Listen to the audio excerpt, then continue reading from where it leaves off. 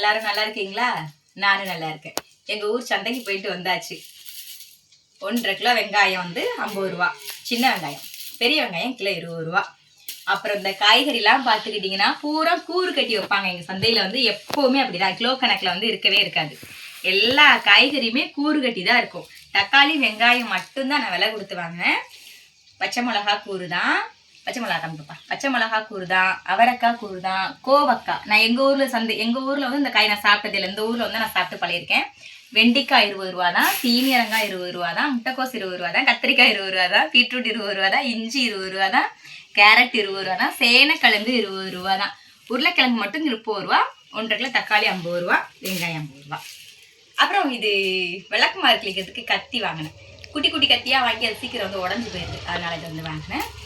எங்கள் ஊர் சந்தையில் அதே மாதிரி பூ 100 200 அப்படி தர மாட்டாங்க. ஒரு முழம் 50 ரூபா, ஒரு முழம் 50 ரூபா இல்லை 40 ரூபா, 50 ரூபா சொல்லி தெரிஞ்சவங்க எங்கள் ஊருக்காரங்கன்றதுனால 40 ரூபான்னு வந்து கொடுத்தாங்க.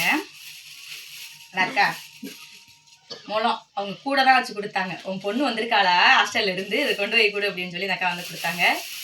இப்படிதான் எல்லாருக்கும் தேர் திருவிழா விசேஷம்னு சொல்லுவீங்கல்ல, எனக்கு என் பிள்ளைங்க வந்து என் மயன் என்கிட்ட ஹாஸ்டல்ல இருந்து என்கிட்ட வந்தாதான் விசேஷம். அவர் முதல்ல நிறைய சேட்டை பண்ணுவார். இப்போ அந்த சேட்டையெல்லாம் விட்டாச்சு. சேட்டை குணம்லாம் அவருக்கு எங்கேயோ போயிடுச்சு. இப்போ வந்து அவர் தங்கச்சியிட மட்டும்தான் சேட்டை, மற்ற யார்கிட்டையும் சேட்டையெல்லாம் பண்ணுறதில்ல. வீடு நம்ம எங்கே இருக்கோமோ அந்த இடத்துல தான் இப்போ அவர் இருக்கார். எனக்கு கல்யாணமாகி 18 வருஷத்தில் வந்து நானும் என் கணவரும் சந்தைக்கு கூட சேர்ந்து போனதில்லை. நானும் என் வீட்டுக்காரும் சந்தைக்கு கூட நாங்கள் சேர்ந்து போனதே கிடையாது. சண்டை வேணா சேர்ந்து போட்டிருக்கோமே தவிர வேறு எங்கேயும் நாங்கள் சேர்ந்து போனதே இல்லை.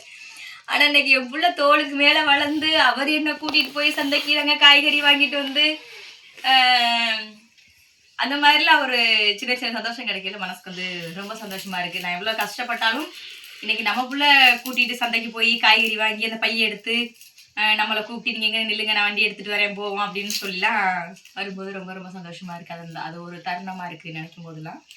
எனக்கு நான் பார்க்குற வேலைக்கும் நான் ஓடிட்டே இருக்கிறதுக்கு வந்து நான் ரொம்ப காலங்கள் உயிரோட வாழ்வனாங்கிறதுலாம் வந்து சாத்தியப்படாத ஒரு விஷயம். ஆனால் நான் பட்ட கஷ்டங்களுக்குலாம் இவங்க எனக்கு இப்போ கை கொடுக்குறாங்க. பின்வரவில் எனக்கு கை கொடுப்பாங்களான்னு தெரியாது, ஆனால் இப்போ கை கொடுக்குறாங்க அப்படிங்கிறது நினைக்கும் போது எனக்கு ரொம்ப ரொம்ப சந்தோஷமாக இருக்குது.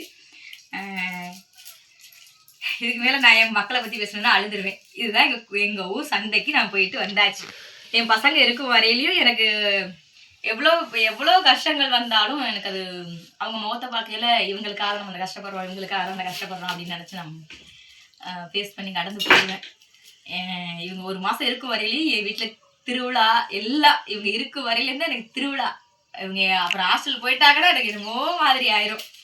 ரொம்ப நாளைக்கு அப்புறம் இவங்க போன வருஷம் என் மயன் என் ஊருக்கு வரையில இந்த சாமான்கள்லாம் அப்படி நான் வாங்கி இருந்திருப்பேன். அப்புறமா சாமான் வாங்கவே போகிறதில்ல. வண்டி கொண்டு வந்து இப்பாக வண்டியில் கொஞ்சம் கொஞ்சம் வாங்கிக்குவேன், அவ்வளோதான். இப்போ என் மக்கள் வந்துட்டு இன்னைக்கு காய்கறி வாங்கிட்டு வந்திருக்கோம். ரொம்ப சந்தோஷம் ஐயா. ஒரு குட்டி வீடியோ.